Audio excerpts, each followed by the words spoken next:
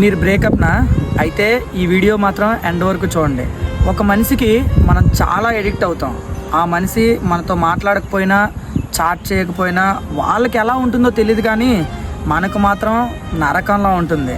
కానీ అన్నీ తెలిసిన వాళ్ళు మాత్రం కావాలని అలా చేస్తారు. కానీ ఒకటి గుర్తుపెట్టుకోండి, నాతో మాట్లాడు అని మాత్రం ఎవరిని అడిగి ఇబ్బందిని పెట్టకండి. నీతో మాట్లాడాలి అనుకునే వాళ్ళు ఎలాంటి పరిస్థితుల్లో ఉన్నా సరే నీతో మాట్లాడతారు.